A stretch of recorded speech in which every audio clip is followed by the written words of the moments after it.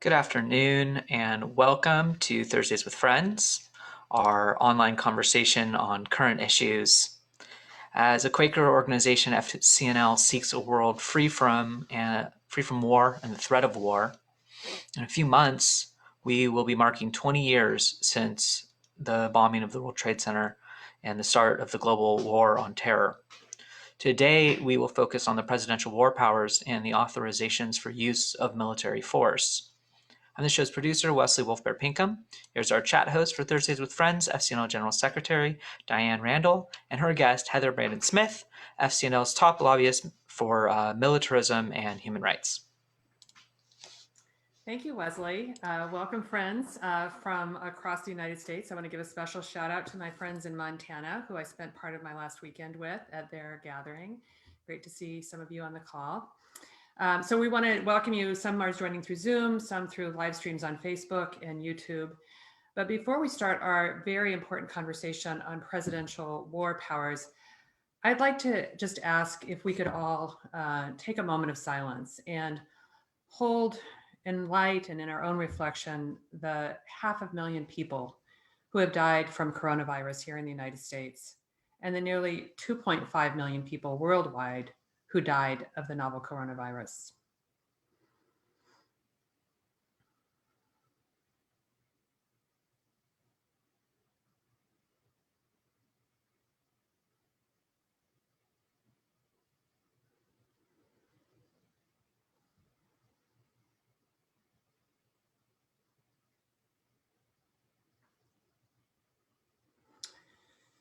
To all of you who are on the call with us today, thank you for your advocacy, which has actually helped unlock billions of dollars to aid and help our fellow Americans. And we think in the next rescue package to help people across the globe through this pandemic and economic downturn. We are vigorously advocating that the House will pass the American Rescue Plan in the next couple of days, and then it will go on to the Senate, and that we will see it enacted and signed by the president very shortly. Of course, at FCNL, we have the capacity and mission to focus on many tracks of legislation that bring about peace, justice, and an earth restored. And today our conversation will be on the presidential war powers and the authorizations to use military force. I am so pleased that Heather Brandon Smith, who is FCNL's legislative director for militarism and human rights, is here to share her expertise and give us an up-to-date picture of what is happening in Congress. Prior to joining FCNL, Heather was advocacy counsel for national security at Human Rights First, where she worked to advance U.S. national security policies that are consistent with human rights and the rule of law. She is an attorney who holds law degrees from Georgetown University in Washington, D.C., and the University of New South Wales in Sydney, Australia. Welcome, Heather. Let me just say that you have recently written a brief that was produced for congressional offices called The President's War Powers, Article 2 War Powers and the Authorizations for Use of Military Force. It is for a non-legal scholar. It is a bit dense, but it is perfect for congressional offices, their staff who want to really understand this. And it is available certainly to our advocacy teams that are working on this issue, but also to anyone who would like to find it. I know we're going to put it up in the chat there so people can see it. But let's start by giving our viewers a brief overview of the president's war powers as outlined in the Constitution.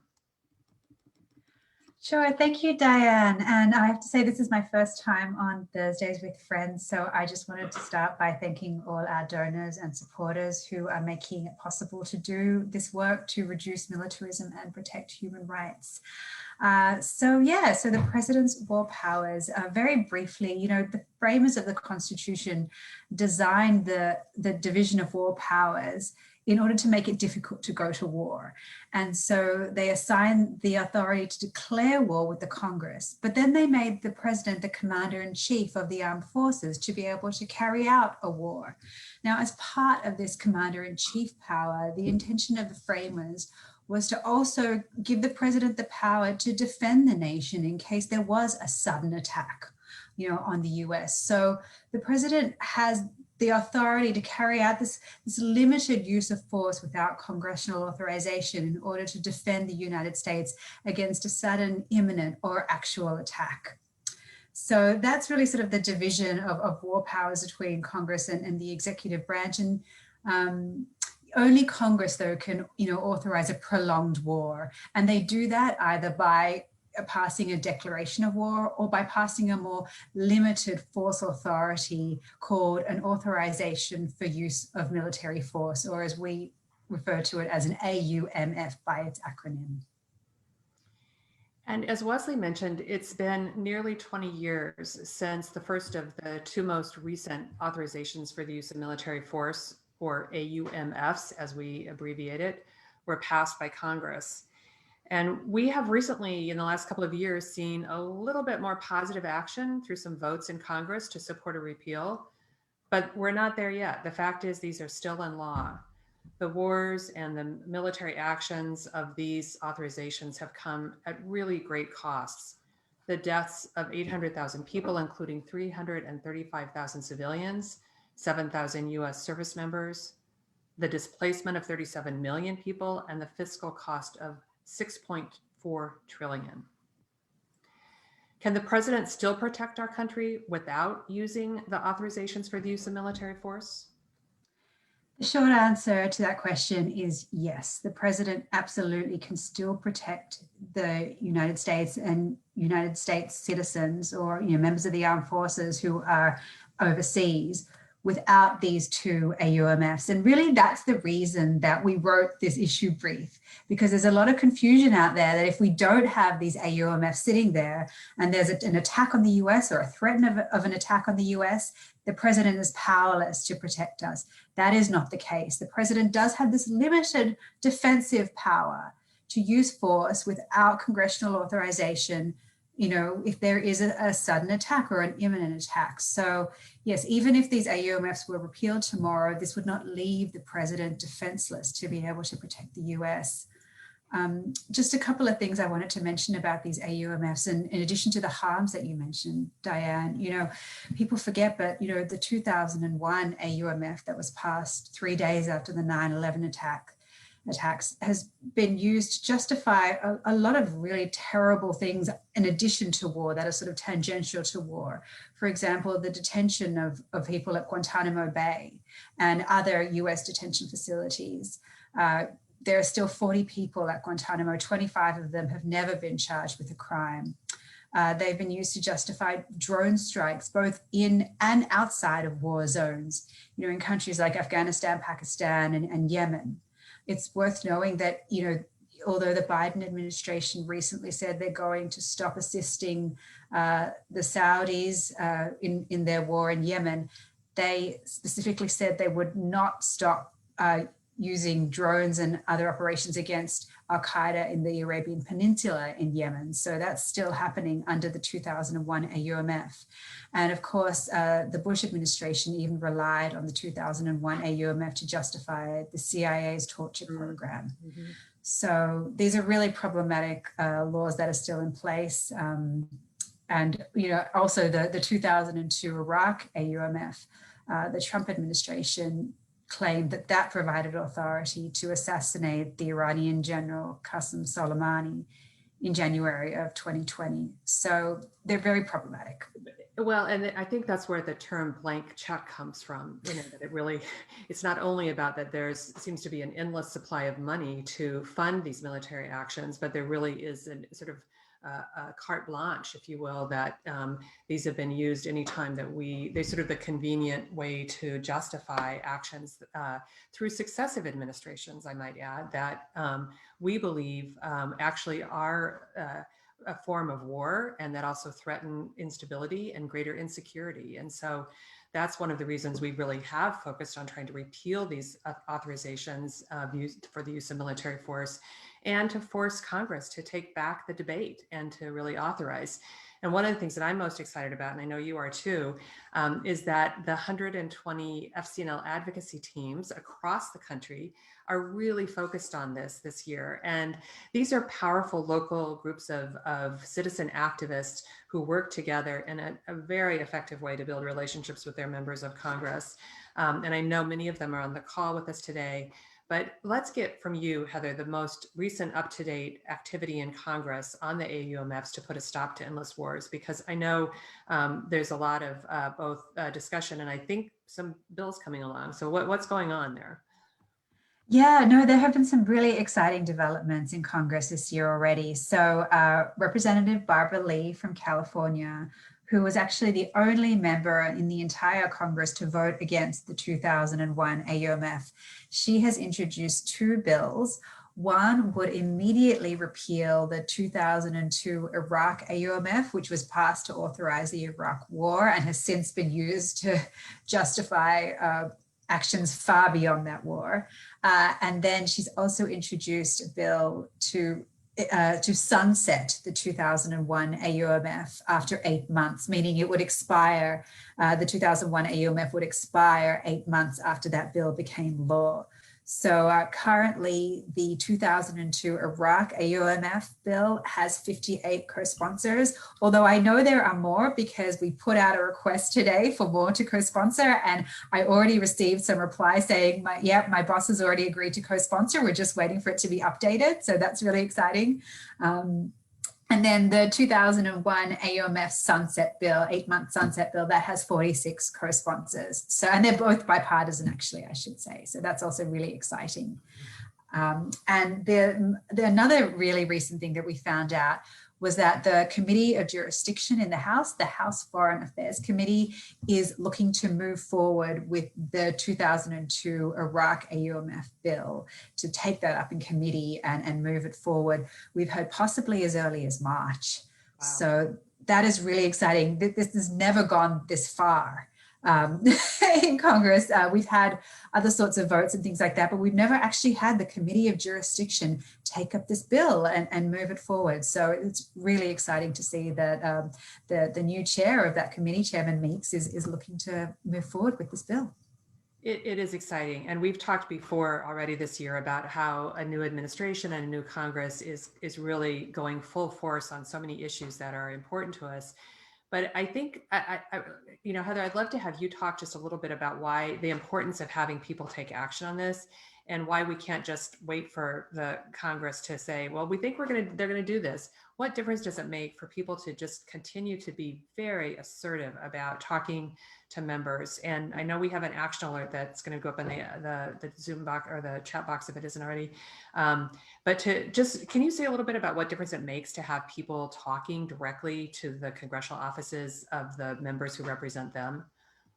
Yes, no, absolutely. I really cannot overstate how important it is to have constituents talk to their representatives and their senators about how important this issue is, to build support for this in Congress, and then in turn to tell the administration that this is something that Congress is looking to do.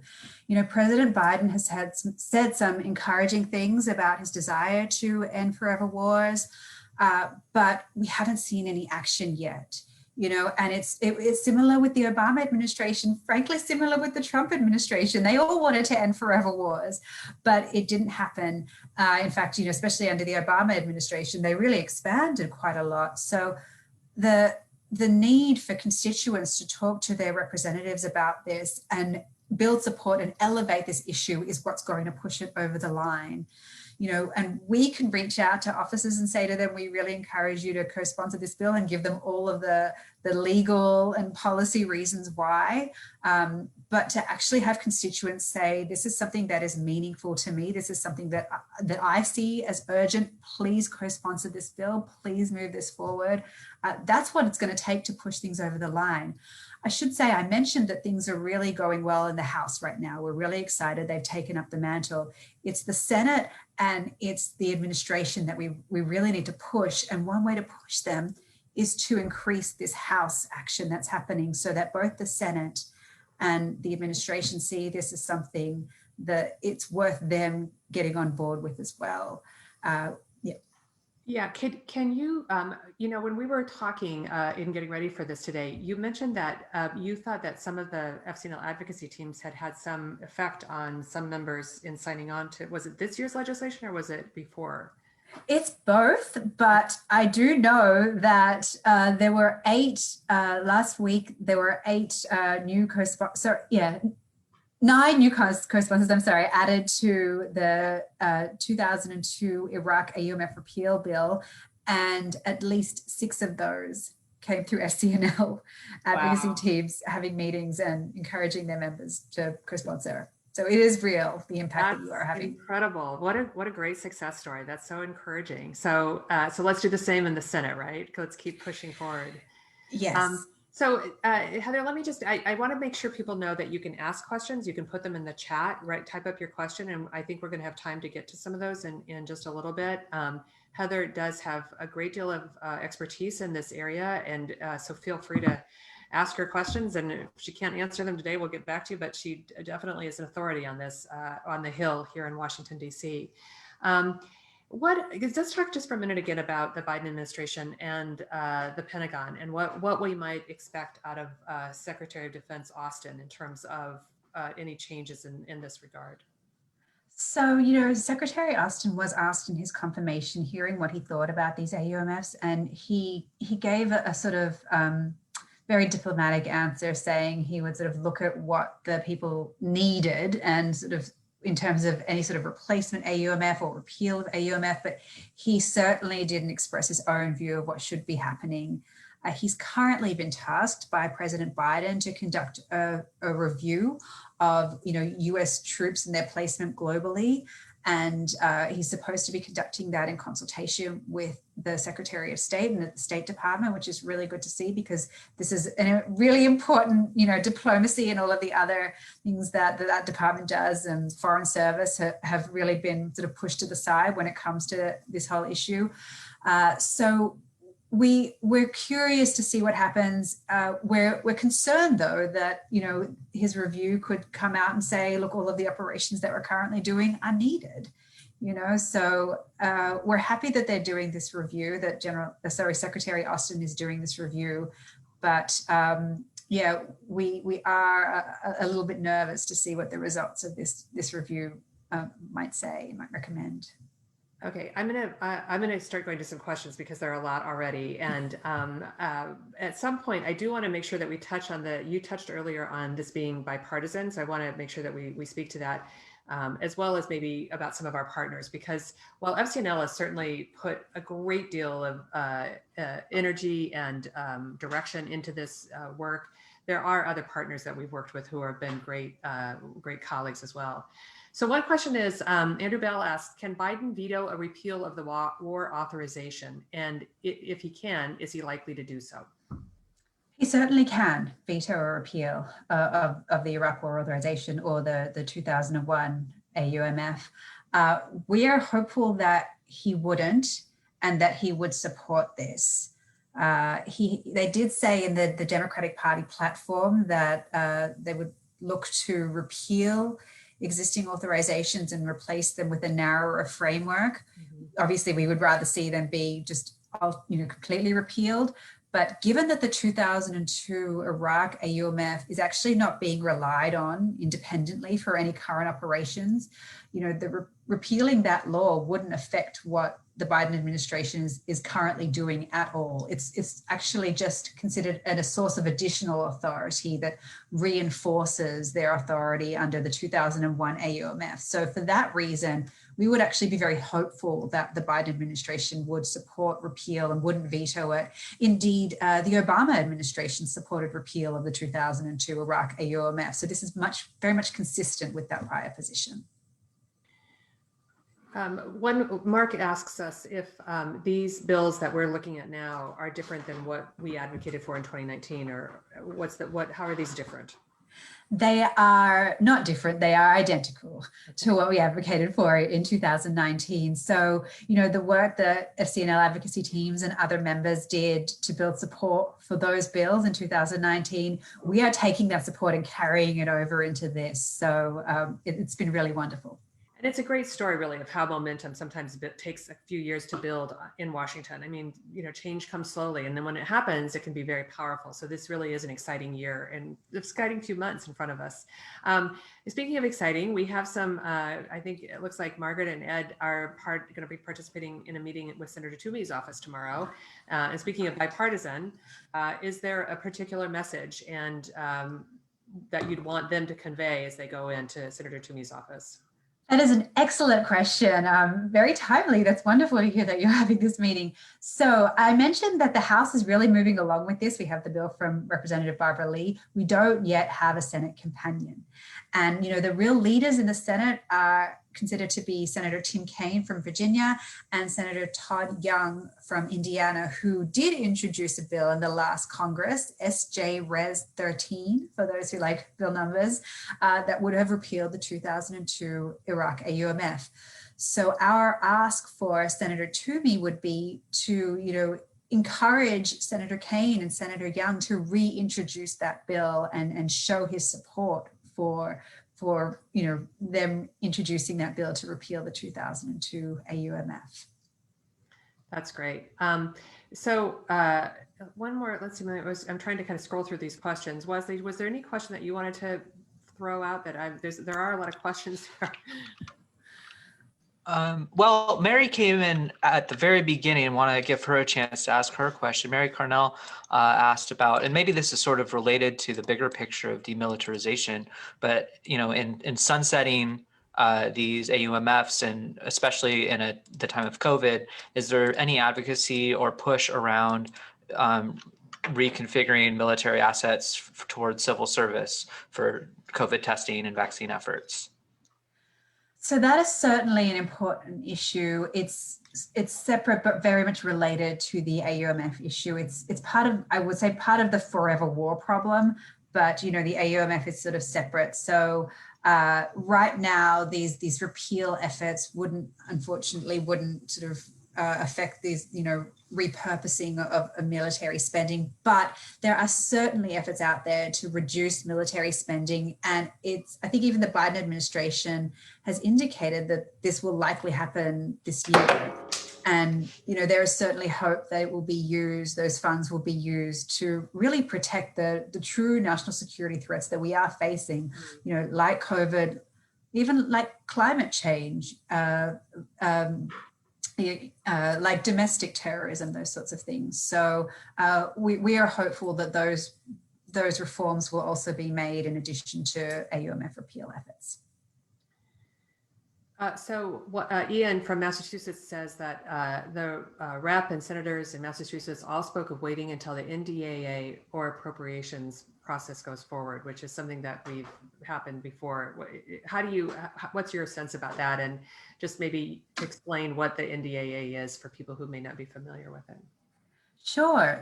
So the NDAA is the National Defense Authorization Act. It is a huge piece of legislation that authorizes the Department of Defense. And, over the years, it has also become a vehicle where lots of other departments and agencies are authorized because it's considered a must-pass piece of legislation. So it is a way of definitely getting legislation through. In 2019, we actually got a repeal of the 2002 Iraq AUMF attached to the House version of the NDAA. And unfortunately, that was stripped out at the very end when they were sort of conferencing the two versions between the House and the Senate. I would say that, the NDAA is one way of getting a repeal of these AUMFs through, but it is certainly not the only way. And it's always helpful to move forward with a standalone vehicle before taking that route of adding it on to this must-pass legislation. So, I would say that it's incredibly important to move forward with a vehicle in the Senate, to build support in the Senate so that, we can be ready for either opportunity if they arise. It's possible that the House will pass a bill and they will send that to the Senate, and then the Senate has the opportunity to take it up. And if we've already built support in the Senate for that, then that will really increase the chances of getting that passed out of Congress. It's the same as if that was to go through the NDAA process. If we already had a bill in the Senate with a whole bunch of bipartisan co-sponsors, that's really going to increase the chances of getting it added to the NDAA in the first place and then keeping it in there in the end. I just want to note that Marilyn Cleveland shares that the California folks are having a lobby visit in with the office of Senator Padilla tomorrow, which is also very exciting, a brand new senator, and opportunity to educate him and his staff on this issue. So that's really great. I want to go, Jonathan had a great question here. Jonathan Brown from Seattle said, are there any known existing operations, classified or unclassified, Pentagon or CIA, that would lose their legal basis if the 2001 AUMF were repealed or sunsetted? 2001 or 2002, sorry. 2001. So yeah, 2001, all operations are being conducted under the 2001 AUMF right now. It's possible that there are some, CIA operations that are being conducted under the covert action statute, which we will not really be able to find out about. But the 2001 AUMF is the authority for all current operations. As far as the 2002 Iraq AUMF, however, if that were repealed tomorrow, it would affect nothing. So yeah, all existing operations could continue if that one was repealed. But the 2001 AUMF is the big one, and it's more complicated, which is why we're starting with 2002, because we want to galvanize this support, get a win on this. This would be the first time that Congress has voted to repeal an AUMF in 20 years, and then move on to tackling that sort of more complicated AUMF, which is the 2001 AUMF. Yeah, thanks for that clarification too, because it is, I mean, people can get easily confused about both of those, and getting, that 2002 seems like something we can achieve, we hope early, and then to move forward to the 2001 is so important.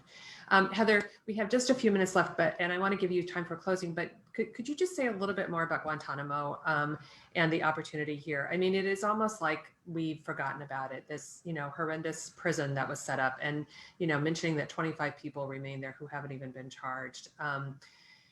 And who will hold, what's the accountability here? I mean, first of all, is it possible to close it, and what's the accountability? Yeah, no, that's a really great question. So, the Guantanamo has held 780 prisoners in total. President Bush actually reduced a whole bunch of those down to about 242 when President Obama took office, and he had intended to close the prison, but, for various reasons kind of slowed down and tried to, make things work and was unable to do so. And by the time he left office, there were 41 prisoners there. There are currently 10 detainees who are in the military commissions process, which is a war court for war crimes that is held in Guantanamo, which most people don't even realize exists. There are actually 5 co-defendants who have been charged in relation to carrying out the 9/11 attacks. And, the families of victims have flown down whenever they have hearings for this case. They haven't had any closure. People who lost loved ones have passed away and received no closure for those. And, then as you just mentioned, Diane, there are 25 people who have never been charged with a crime. There are actually 5 people who have been cleared for transfer out of the prison, but have yet to be transferred. 3 of those people were cleared in 2009. And, one of the reasons they weren't transferred was because they were from Yemen, and, Yemen was too dangerous to send them back to. So the Obama administration negotiated a lot of transfers to third countries to accept these people. But, they said sort of slowed down a bit, and then they started speeding up towards the end of the administration, but never quite got there. And then, the Trump administration, they didn't have a policy of closing the prison or of transferring anybody out. There was only one person transferred out, and that was because of a court order. So it remains this really black stain on the US. There were 2 torture sites there. All of the people who were being charged in the 9/11 trial were tortured. And there's actually a really fantastic film, well, I've heard it's fantastic, called The Mauritanian, right, that is coming out shortly, about one of the detainees who was there, Mohamedou Slahi. He's actually the author of the Guantanamo Diaries. People might have heard of that. But it's supposed to be really fantastic. So there are still efforts to close the prison. The Biden administration is currently conducting a review of the prison with a goal towards closing it, he said, by the time that he leaves office, which, if that is 8 years away, that is a long time away. So we would like to see it happen much sooner. And it can be done even without Congress. The people who have been cleared for transfer can certainly be transferred out. Those who haven't been charged with a crime, they can either, charge them with something, perhaps in US federal court. And an option that has been given is to allow them to even plead guilty via video conference. And that's the same for those who are in the Guantanamo military commission system who have been charged with war crimes. So, you know, between being able to transfer out everybody who is cleared or who can be cleared, and then, you know, doing these guilty pleas and then transferring people outside of the US to serve their sentences, that is a way for the Biden administration to be able to close the prison, even if Congress doesn't lift its restrictions that are currently in place on bringing anybody to the US. Thank you, Heather. I could see that it would be great to have you come back in a few months and share more about what's happened with the 2002 AUMF, an update on the 2001, and an update on Guantanamo. I mean, you have such a deep reservoir of knowledge. I'm sorry that we didn't get to quite every question, because there actually are still some great questions in the chat, but we've come to the end of our time together. Any closing remarks, Heather? I just want to say thank you so much to you, Diane, and Wesley and Adlai, and all of our wonderful donors and supporters for organizing this event and for having me here. And just want to sort of reiterate, we would really love you to go and meet with your representatives and encourage them to co-sponsor HR 256 to repeal the 2002 Iraq AUMF, or if they have already co-sponsored the bill, to thank them and ask them to get their friends in Congress to join them. And also, if you're meeting with your senators or their staffers, to either get them to encourage Senators Tim Kaine and Todd Young to reintroduce their bill to repeal the 2002 AUMF. Or if they happen to be your senators, Kaine and Young, to thank them for all the work they've done on trying to repeal this law and reassert congressional authority, and ask them to reintroduce their great bill. Thank you, Heather. And thanks to the support staff here who put more information in the chat and responding to some of the questions. Let me just end by saying we are really grateful to all of you for joining us for this chat today on this very, very important issue. We are grateful to you for your financial support and for your moral support and encouragement to all of us, as well as for your advocacy. Keep it up. We need you. I want to let you know that in 2 weeks, I'm going to be joined by a couple of our staff. I think it'll be Larissa and Cameron, who are in the young adult program. Actually, Larissa manages the advocacy corps. And as many of you know, we have a spring lobby weekend for young adults that's coming up March 20th, 20th through the 22nd. And it's going to be on justice and policing. And it's going to be a virtual event, but very exciting. It's a great opportunity. So any young adults in your network or your Quaker meetings or wherever you are, encourage them to check it out on our website. Again, thank you so much, Heather, for joining us, and to all of our friends on the call. Thank you. We'll see you next time. Thank you.